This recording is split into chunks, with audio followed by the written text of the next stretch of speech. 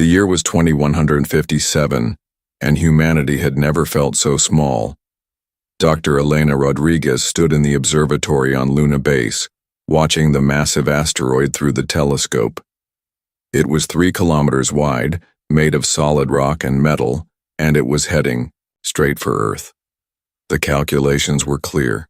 In 47 days, it would hit the Pacific Ocean with the force of 10,000 nuclear bombs. The impact would throw so much dust and debris into the atmosphere that the sun would be blocked for years. Most life on Earth would die. Any word from the defense fleet? Elena asked her assistant, Marcus. Marcus shook his head. The nuclear missiles barely scratched it. The laser array on Mars might slow it down by a few hours, but that's all. He looked at the numbers on his screen. We have evacuation ships ready for maybe 2 million people. There are 8 billion on Earth. Elena closed her eyes. Humanity had just learned to travel between planets 50 years ago. They had built colonies on Mars and the Moon, but they were small. Most humans still lived on Earth, and now Earth was going to die. Dr. Rodriguez, Marcus said suddenly, there's something on the deep space scanners. Elena looked at the screen. 3 large objects were moving toward Earth's solar system. They were big, bigger than anything humans had ever built, and they were moving fast, faster than any human ship could travel. Are they ships? Elena asked. I think so, but I've never seen anything like them. Within hours, the news spread across the solar system. Alien ships were approaching Earth. Some people panicked, thinking the aliens were coming to finish what the asteroid started. Others hoped the aliens might help. The ships arrived in Earth orbit 2 days later. They were beautiful, made of some kind of silver metal that seemed to shine with its own light.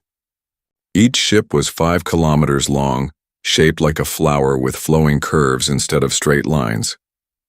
The aliens sent a message to Earth in perfect English. We are the Karani. We know of your danger. We wish to help. President Chen of the United Earth government was in an emergency meeting when the message came through. Around the table sat the leaders of every major nation on Earth, plus the governors of Mars and Luna colonies. How do we know we can trust them? Asked the Russian delegate. How do we know we can't? President Chen replied. In 45 days, Earth dies. These aliens might be our only hope. The Karani asked to meet with Earth's leaders. They said they would send 1 representative to Earth's surface. President Chen agreed to meet the alien in Geneva. The Karani shuttle landed in Lake Geneva with barely a splash. The alien who stepped out looked almost human, but taller and thinner. Its skin was pale blue, and its eyes were large and silver. It wore simple white robes that seemed to glow softly. I am Ambassador Thelnara, the alien said in a voice like wind chimes. I speak for my people. President Chen shook the alien's hand. The Karani's skin was warm and soft. Welcome to Earth, Ambassador. Can you really help us? Thelnara nodded. We have technology that can stop the asteroid, but I must tell you the truth. Using this technology will cost us greatly. What do you mean? My people are old, Thelnara explained. We have traveled the stars for 10,000 years. But our time is ending. Our worlds are dying, our population shrinks each year, and our technology fails. We have 3 ships left, and each carries a planetary shield generator. These are the last 3 working shield generators in our civilization. President Chen felt his heart sink. And you would use them to save Earth? Yes, but using them this way will destroy them. The energy needed to stop your asteroid is enormous. Our shield generators will burn out and die. Without them, we cannot protect our remaining worlds. Then you would be sacrificing your own people to save ours. Thelnara was quiet for a moment. My people have made their choice. We have lived our time among the stars. You are young. Your time is just beginning. It would be wrong to let it end so soon. The meeting lasted 3 hours. Felnara explained how the plan would work. The 3 Karani ships would position themselves between Earth and the asteroid. They would create a massive energy field that would break the asteroid into small pieces. Most of the pieces would burn up in Earth's atmosphere like shooting stars. The few that reached the surface would be too small to cause damage. "It will be beautiful," Felnara said. "Your people will see lights in the sky for 3 days and nights. Then it will be over." President Chen had to ask the hard question. "What happens to your people after this?" "We will find a quiet world, somewhere, and live out our remaining years in peace. We ask for nothing in return." "Nothing?" Felnara smiled. And for the first time, President Chen saw how much the alien looked like a human grandmother. "Perhaps you will remember that we were here. Perhaps when your people travel the stars and meet others who need help, you will remember that once, strangers helped you when you needed it most." 3 days later, the Karani ships moved into position. The whole world watched on television and through telescopes. The shield generators powered up, creating a wall of blue-white energy that stretched across space. When the asteroid hit the energy field, the sky lit up like daytime. For 3 days and nights, just as Felnara had promised, shooting stars filled the sky. Children made wishes. Lovers held hands and watched the light show. Scientists counted the fragments and confirmed that none were large enough to hurt Earth. On the 4th day, it was over. Earth was safe. The Karani ships were dark and silent. The shield generators had burned out completely, just as Felnara had said they would. The aliens had sacrificed their last defense to save a world full of strangers. President Chen visited the Karani flagship one last time before they left. Felnara looked older and tired but peaceful. "How can we ever thank you?" President Chen asked. "Live," Felnara said simply. "Grow, learn, explore the stars, make something beautiful of the life we helped you keep. Will we ever see you again?" "Perhaps." "The galaxy is vast but not infinite. If your paths and ours cross again, we will be glad to see what you have become." As the Karani ships prepared to leave, Felnara gave President Chen a small crystal that glowed with soft blue light. "This contains the story of what happened here," the alien explained. "The language we used, the mathematics of our shield technology, and a star map showing where we are going. Not so you can follow us, but so you remember us." The Karani ships left Earth's solar system that night. Their ion drives created a beautiful blue streak across the sky that lasted for hours. Then they were gone, heading toward the edge of known space. President Chen kept the crystal in a place of honor in her office. When reporters asked about it, she always told the same story. 200 years from now, she would say, "When humans travel the stars, I hope we remember what the Karani taught us. I hope we remember that sometimes the most powerful thing you can do is help a stranger who needs it." The crystal was passed from president to president for 2 centuries. Each one was told the story of the day aliens saved Earth and asked for nothing in return except to be remembered. They were remembered. And one day, that memory would change the galaxy forever. Captain Sarah Chen stood on the bridge of the UES Endeavour, looking at the star map with growing concern. Her ship was one of humanity's newest exploration vessels, equipped with the latest jump drives and scanning technology. They had been mapping the Outer Rim territories for 6 months, charting new systems and looking for habitable worlds. "Captain," called Lieutenant Torres from the sensor station, "I'm picking up something strange in the Sigma-7 system. There are structures on the 4th planet but no energy signatures." Sarah walked over to look at the data. Torres was right. The sensors showed what looked like cities on the planet's surface, but there was no power, no communications, No signs of active technology. Could be ruins, suggested Commander Park, her first officer. We found plenty of dead civilizations out here. Maybe, Sarah said. But let's take a closer look. Set course for Sigma 7. 3 hours later, the Endeavour dropped out of hyperspace at the edge of the Sigma 7 system. What they found made Sarah's heart sink. The system's star was dim and red, much cooler than it should have been for a star of its type. The planets were cold and dark.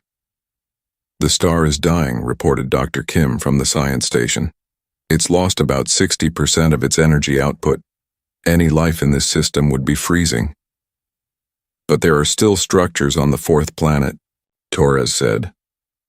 And Captain, I'm picking up very faint life signs, maybe a few thousand individuals. Sarah made her decision quickly.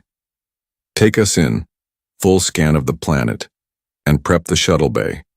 We might need to do a rescue mission. The planet looked dead from orbit. The oceans were mostly frozen and the continents were covered in snow and ice.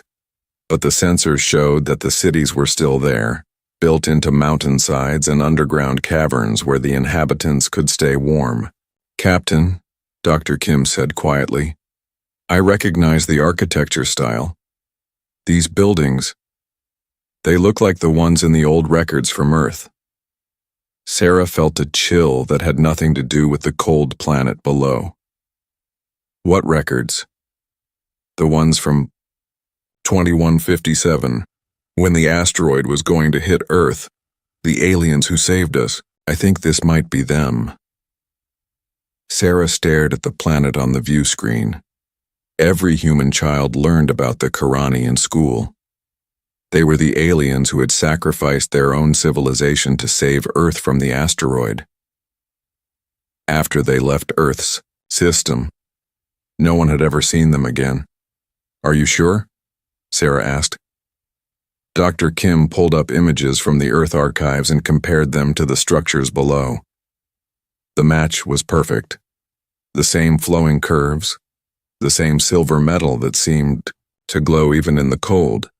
It's them, Dr. Kim confirmed. These are the Karani. Sarah's hands shook slightly as she activated the communication system.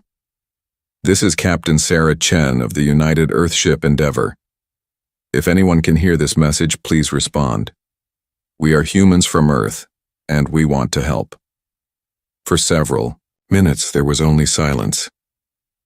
Then a weak signal came through the speakers. The voice was old and tired, but it spoke perfect English. Human ship. This is Elder Veltar of the Karani remnant. We remember your people. Elder Veltar, we're coming down to meet you. Our records show that your people once helped us, now we want to help you. There was a long pause. You remember us? We never forgot, Sarah said. Every human child learns about what you did for Earth. When Sarah and her landing party reached the Karani settlement, they found a community struggling to survive. The few thousand remaining Karani lived in heated caves, growing what food they could under artificial lights. They had managed to keep their basic technology working, but just barely. Elder Veltar met them at the entrance to the main settlement. He was ancient even by Karani standards, his blue skin pale and wrinkled, his silver eyes dim with age. But he stood straight and proud as he greeted the humans. Welcome to Karanioth, our last world, he said. I am sorry we cannot offer you better hospitality. Elder Veltar, Sarah said, we're here to help. What do you need? The old alien looked. Surprise. Help? But we are few and you are many. What could we possibly offer you in return? You already gave us everything, Sarah replied. 200 years ago, your people saved our entire world. We've never forgotten that debt. Veltar's eyes widened. You still remember the asteroid? Every year on Memorial Day, every human stops what they're doing at exactly 3:47 p.m. Greenwich time. That was the moment your shield generators activated to save Earth. We call it the moment of gratitude. Tears ran down the old Karani's face. My grandfather was Ambassador Thelnara. He was the one who spoke with your leaders. He told me about your President Chen, how she promised that humans would remember us. She kept that promise, Sarah said. And now we're going to keep another promise.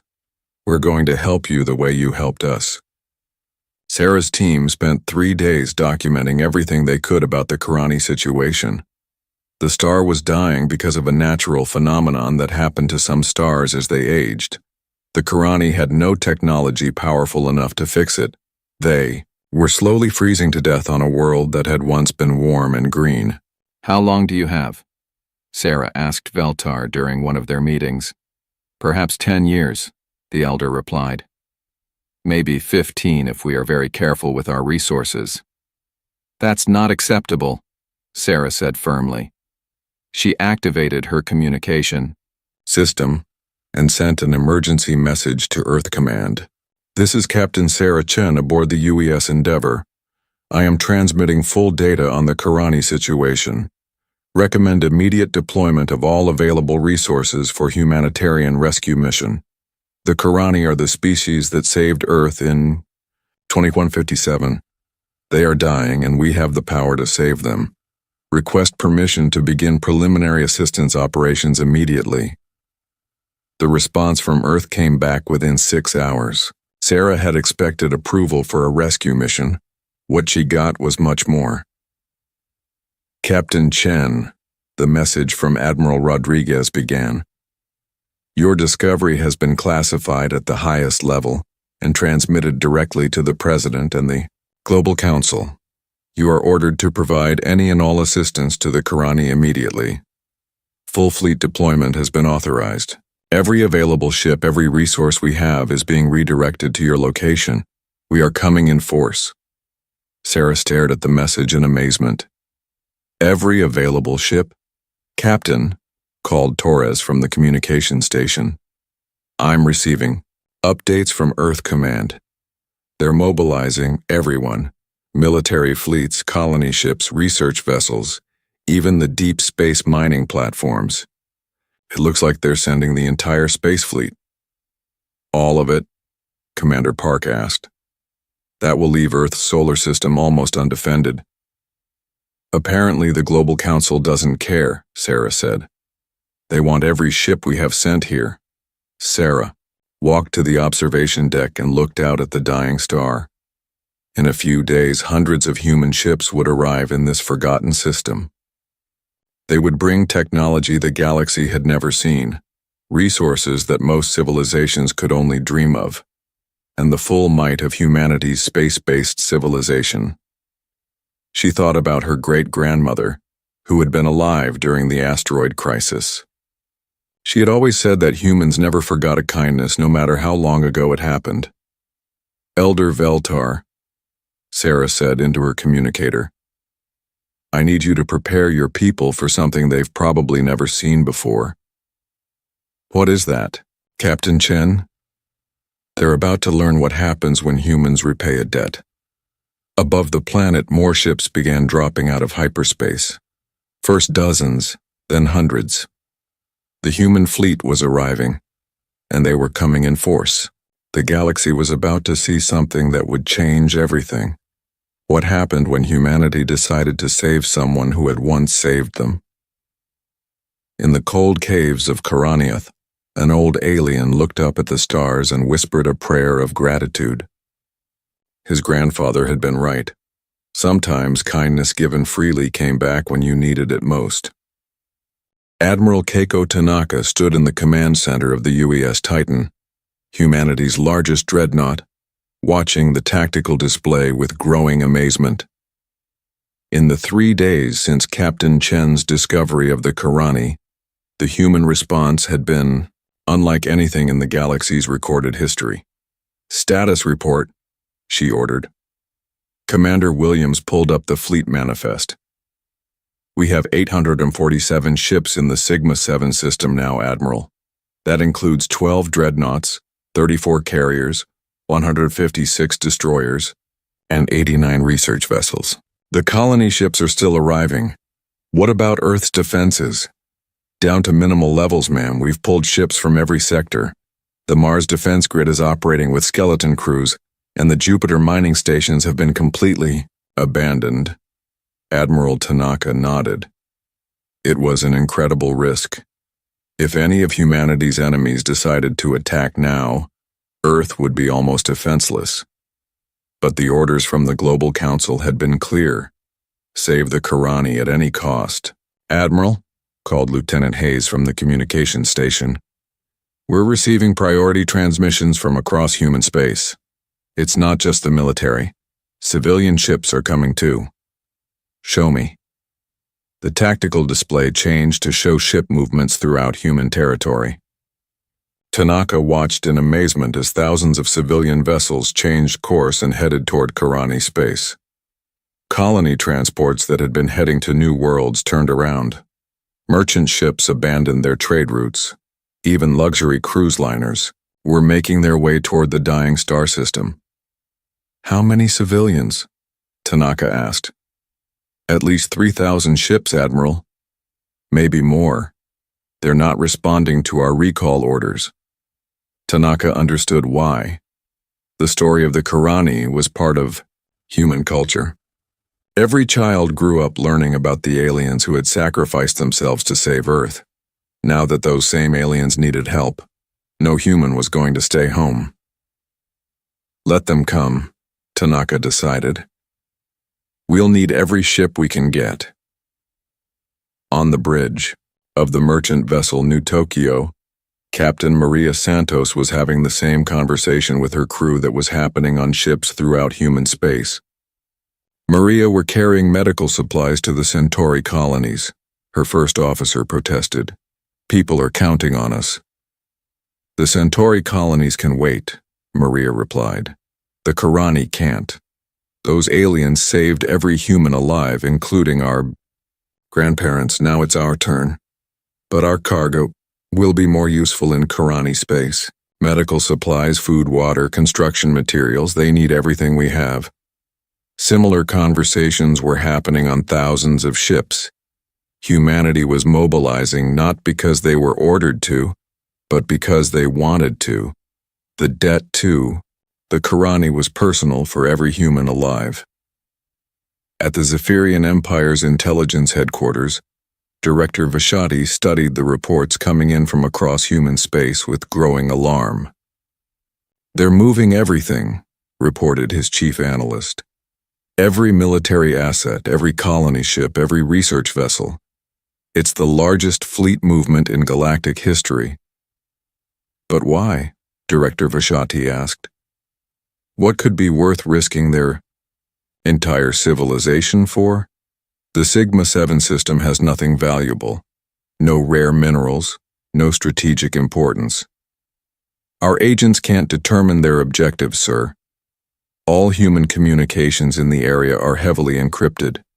But the fleet composition suggests either a massive military operation or what? A rescue mission, sir. They're bringing terraforming equipment, medical ships, construction vessels. It looks like they're trying to save something. Director Vashiti stood and walked to the star map on his wall. The Sigma-7 system was marked in red, surrounded by hundreds of blue dots representing human ships. Send a message to the High Command, he ordered. The humans are up to something big. We need to mobilize our own fleets. If this is some kind of trap, we won't be caught unprepared. Similar scenes were playing out across the galaxy. The Crystalline Confederation began moving their ships toward the human border. The Hive Collective started recalling their exploration fleets. Even the peaceful tree singers of Altair began preparing their defensive networks. Everyone assumed the humans were planning something aggressive. No species in galactic history had ever mobilized their entire space force for a humanitarian mission. It simply wasn't done. Dr. Elizabeth Harper stood in the main laboratory aboard the UES Newton, humanity's largest research vessel, studying the data from the Karani star with her team of the best scientists in human space. Can it be done? Asked Dr. Petrov, the team's astrophysicist. Theoretically, Elizabeth replied. We'd need to inject massive amounts of hydrogen into the star's core, while simultaneously jump-starting the fusion reaction with controlled antimatter explosions. It's never been tried before. Because it's impossible, Dr. Petrov said. No, because no one has ever needed to do it before, Elizabeth corrected. The Karani need their star to live, so we're going to fix their star. Dr. Kim, who had transferred from Captain Chen's ship, pulled up the technical specifications. We'd need to manufacture specialized equipment, fusion injectors, containment fields, antimatter catalysts. The energy requirements alone would drain half our fleet. Then we'll drain half our fleet, Elizabeth said simply. The Karani saved 8 billion humans. We can spend some energy to save a few thousand Karani. The research teams worked around the clock, designing technology that existed only in theory. Fusion injectors the size of buildings. Antimatter containment systems that could hold enough explosive power to destroy planets. Hydrogen collectors that could strip gas giants down to their cores. Meanwhile, the human fleet continued to grow. Ships arrived from every corner of human space, until the Sigma-7 system looked like the largest military gathering in galactic history. Elder Veltar stood in the observation chamber of the human command ship, looking out at the massive fleet that had assembled to help his people. Thousands of ships filled the space around his dying world, their lights creating artificial constellations in the dark. I do not understand, he said to Admiral Tanaka. Your people have put your entire civilization at risk to come here. Why? Because you saved us once. Tanaka replied. Every human alive owes their life to what your people did 200 years ago. But we are few, and you are many. We are old and dying. You are young and strong. It makes no mathematical sense. Tanaka smiled. Elder Veltar, humans don't always do things that make mathematical sense. Sometimes we do things because they're right. The old Karani was quiet for a long time. Your people are not what the galaxy thinks they are. What does the galaxy think we are? Aggressive, warlike, interested only in expansion and conquest. And what do you think we are? Veltar looked out at the fleet of ships that had come to save his people. I think you are the most dangerous species in the galaxy. Tanaka raised an eyebrow. Dangerous? Yes. Because you remember kindness. Because you repay debts. Because when you care about something, you will move stars to protect it. The old alien turned to look at her. Other species fear your weapons, Admiral Tanaka. They should fear your loyalty instead. 3 days later, the first phase of the operation began. Human ships moved into position around the dying star, their specialized equipment ready to attempt something that had never been done before. They were going to bring a star back to life, and across the galaxy other species watched and wondered what kind of people would risk everything to help someone who had helped them long ago. They were about to learn that humanity's greatest strength wasn't their technology or their numbers, it was their memory. Dr. Elizabeth Harper watched the countdown timer on her screen with growing tension. In 30 seconds, humanity would attempt something no species in galactic history had ever tried, bringing a dying star back to life. All stations report ready, announced Commander Williams from the Fleet Coordination Center. Around the Karani star, 300 human ships hung in perfect formation. Massive fusion injectors, each the size of a city block, pointed toward the star's surface. Antimatter, containment vessels held enough explosive power to crack planets. Hydrogen collectors had spent days stripping the system's gas giants, gathering the fuel needed for stellar resurrection. Dr. Harper, Admiral Tanaka's voice came over the comm. You're cleared to begin the operation. Elizabeth took a deep breath. Beginning stellar injection sequence. All ships commence hydrogen bombardment. The fusion injectors came to life. Streams of pure hydrogen, compressed to incredible density, shot toward the dying star. The beams were invisible in space, but their effects were immediate. The star's surface began to brighten as fresh fuel reached its core. "Hydrogen levels rising," reported Dr. Petrov. "Core temperature increasing, but it's not enough. The fusion reaction is still too weak." "Phase 2, Elizabeth ordered. Antimatter ignition. This was the dangerous part. Controlled antimatter. Explosions deep inside the star would jumpstart the fusion reaction. Too little, and nothing would happen. Too much, and they could destroy the star completely. "Antimatter torpedoes away," called the weapons officer aboard the UES Prometheus. "Impact in 15 seconds. Elizabeth watched her instruments as the antimatter charges detonated inside the star. For a moment, nothing happened. Then the star began to pulse with new light. "It's working," Dr. Kim shouted. "Fusion reaction is strengthening.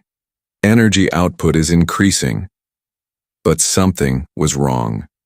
The star's surface was becoming unstable, massive. Solar flares began erupting, shooting deadly radiation in all directions.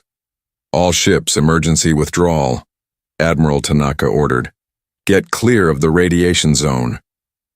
The human fleet pulled back as the star convulsed. For 6 hours it threw off massive amounts of energy and matter. The radiation levels were so high that any ship caught in the flares would be destroyed instantly.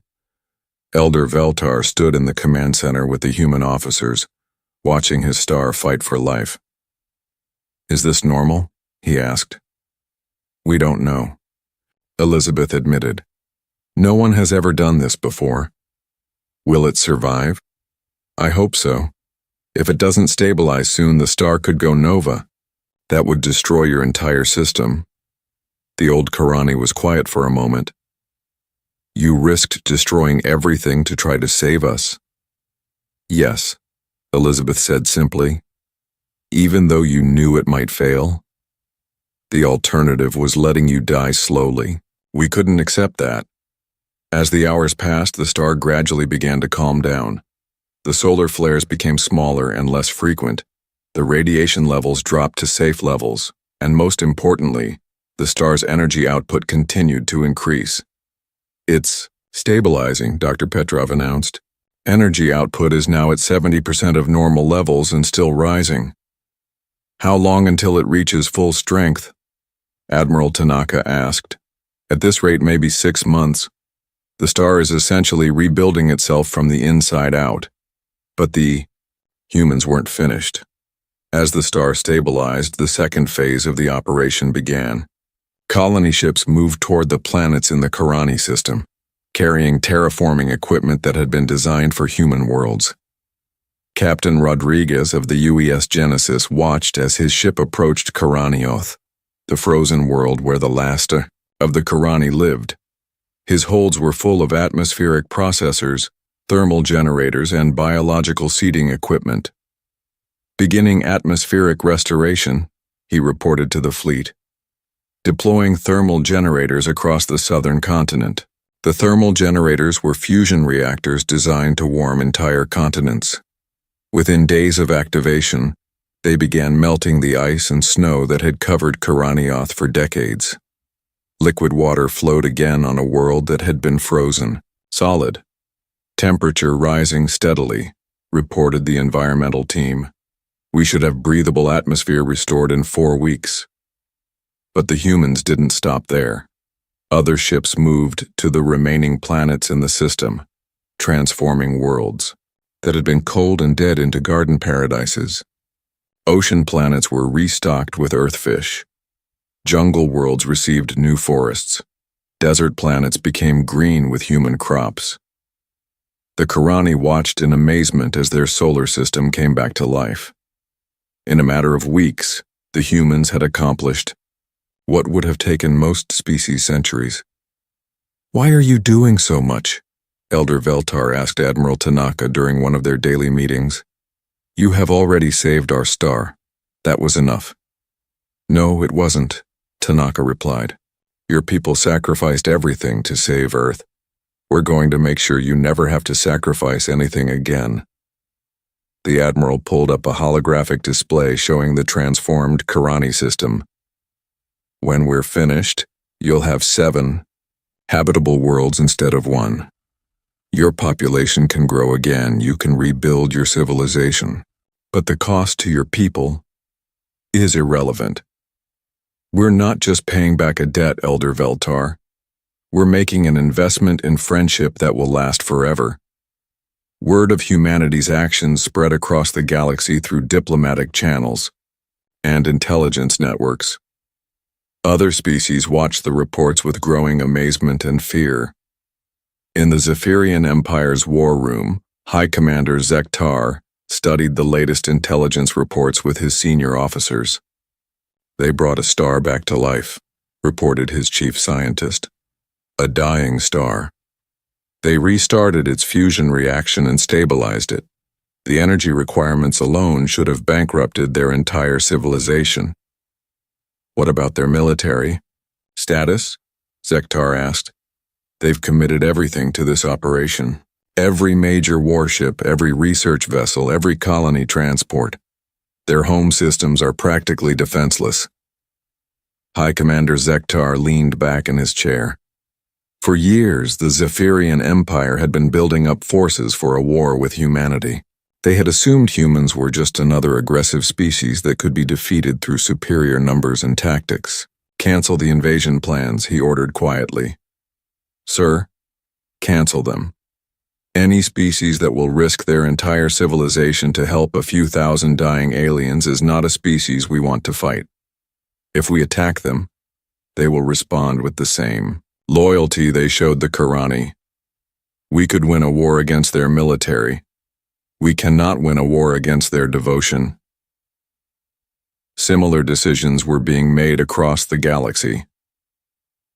The Crystalline Confederation recalled their battle fleets. The Hive Collective began preparing diplomatic gifts instead of weapons. Even the warlike Saurian clans decided that humans might be better as allies than enemies. 3 months after the operation began, Elder Veltar stood on the observation deck of his people's new orbital station, looking down at Karanioth. The Bur planet was green and blue again, its oceans unfrozen, its continents covered with new forests and cities. Karani children played in gardens that had been frozen wasteland just months before. "The human fleet is preparing to leave," Admiral Tanaka informed him. "Our job here is finished." "Finished?" Veltar asked. "But you have done so much more than save us. You have given us a future. That was always the plan. Your people gave humanity a future 200 years ago. Now we've returned the favor. What can we do to repay this kindness?" Admiral Tanaka smiled. "Live, grow, build something beautiful with the life we helped you keep. And maybe someday when you meet another species that needs help, remember that kindness given freely is never wasted." As the human fleet prepared to leave Karani space, Elder Veltar sent one final message to Earth. "People of Earth, you have shown the galaxy what true strength looks like. Not the strength to destroy, but the strength to create. Not the power to conquer, but the power to save. We will remember this gift for all the generations of our people yet to come, and when the day comes that others need help, we will remember the lesson you taught us, that sometimes the greatest victory is helping someone else survive." The last human ship jumped to hyperspace 6 hours later, leaving behind a reborn star system and a species that would never forget what humanity had done for them. But across the galaxy, other species were also learning a lesson. They were learning that humans didn't just remember their enemies, they remembered their friends too, and that made them the most dangerous allies and the most terrifying enemies the galaxy had ever seen. The Galactic Council chamber on Nexus Prime had never seen anything like it. Representatives from over 200 species filled the massive amphitheater, all of them wanting to discuss the same topic: what humanity had done in the Karani system. Elder Veltar stood at the center of the chamber, his pale blue skin seeming to glow under the bright lights. He was the first Karani to address the Galactic Council in over 300 years. Most species had assumed his people were extinct. Honored representatives, Veltar began, his voice carrying clearly through the chamber's acoustics. I come before you today to tell you a story. A story about debt, memory, and the true nature of power. High Counselor Thex of the Zephyrian Empire leaned forward in his seat. For months, his intelligence services had been trying to understand why humans had risked everything for a dying alien species. The official explanation made no sense to most galactic civilizations. 200 years ago, Veltar continued, my people were dying.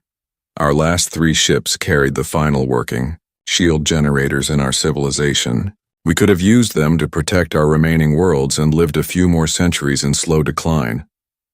The chamber was completely silent. Every representative was recording this speech.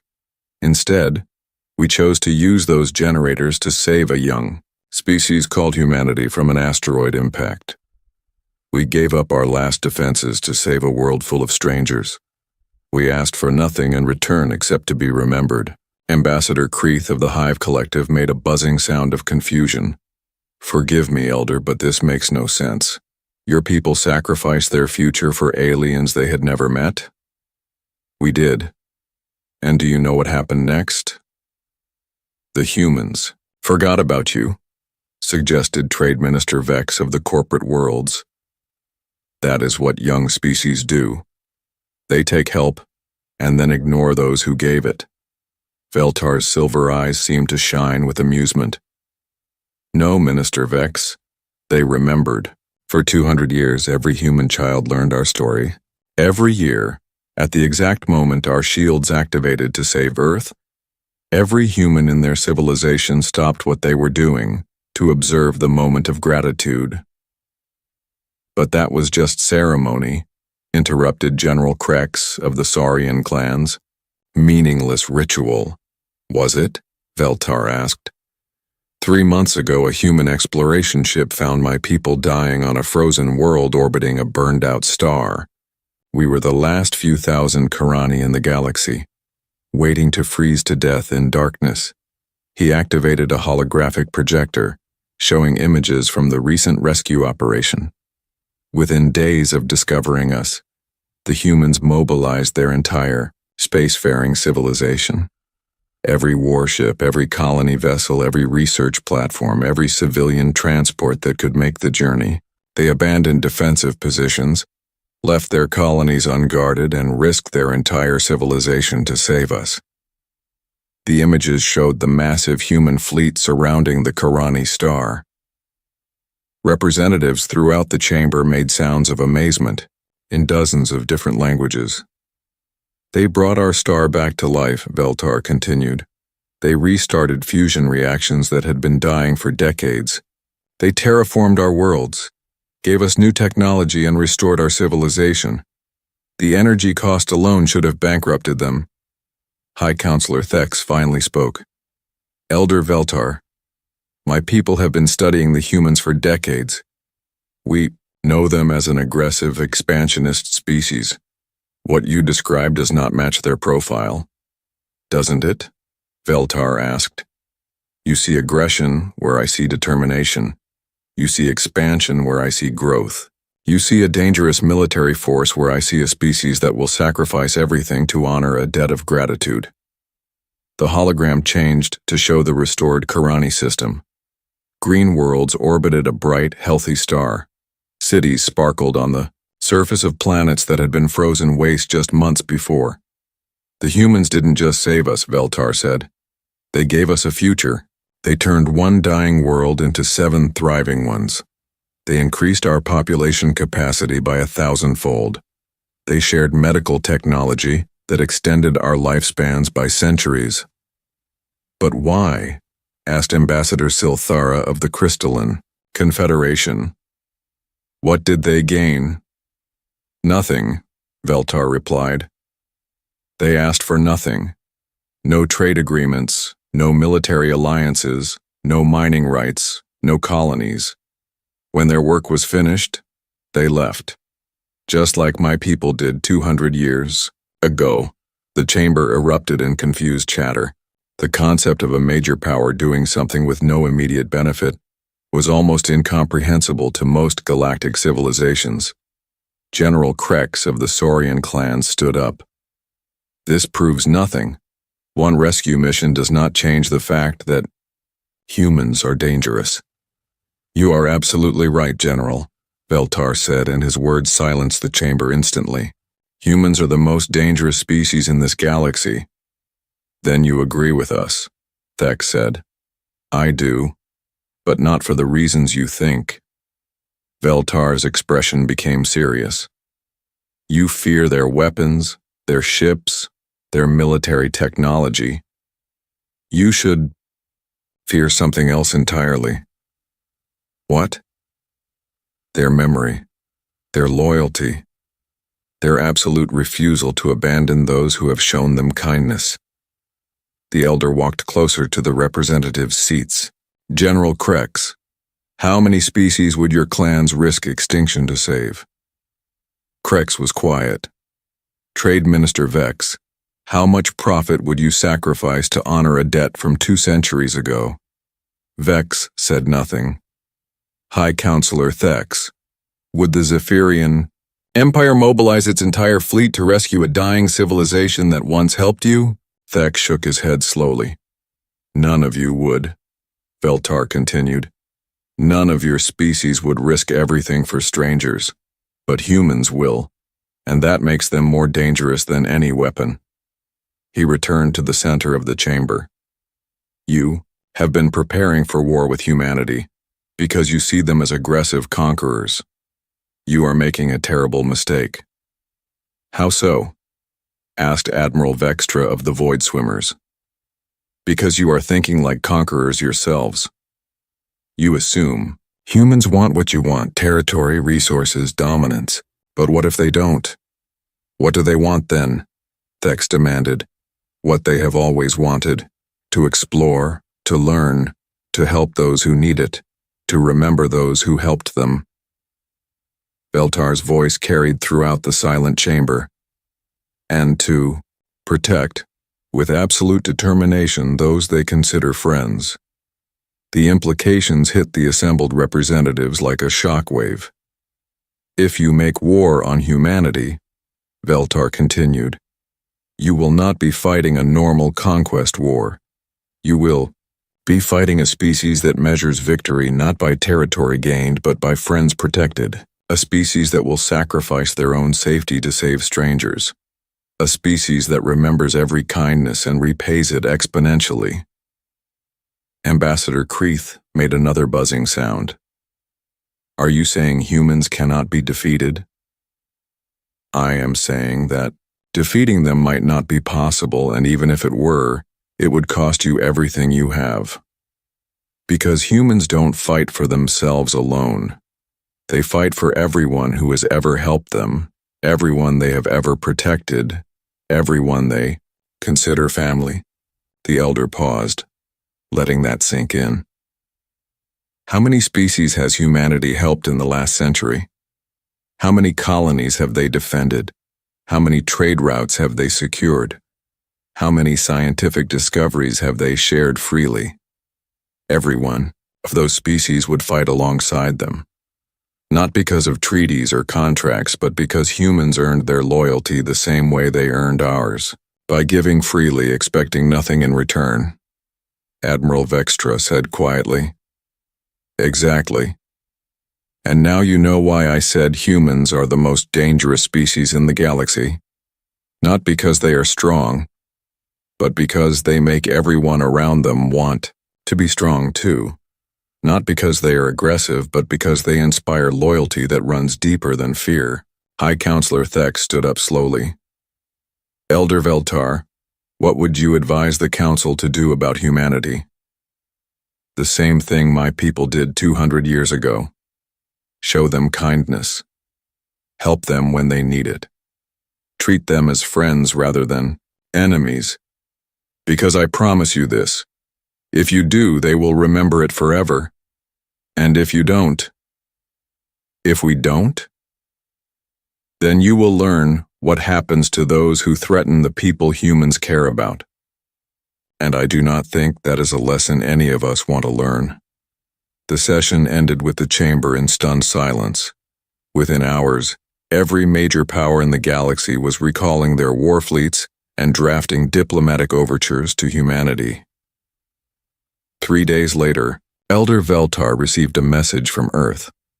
It was from President Sarah Chen, the great-great-granddaughter of the president who had first met the Karani ambassador 2 centuries ago. Elder Veltar, the message read, "Thank you for your speech. To the Galactic Council. We never intended to frighten anyone, we just wanted to help an old friend. But if your words keep the peace and save lives, then perhaps that's another debt we owe to the Karani. Thank you for teaching the galaxy that sometimes the strongest weapon is simply being willing to help." Elder Veltar smiled as he composed his reply. "President Chen, your people have already taught the galaxy the most important lesson of all. That true power isn't the ability to destroy your enemies. It's the ability to turn them into friends. My people learned that lesson from you, and now the galaxy is learning it too." He sent the message and looked out at the stars, where human ships continued their explorations, making new friends and remembering old ones. The galaxy would never be the same.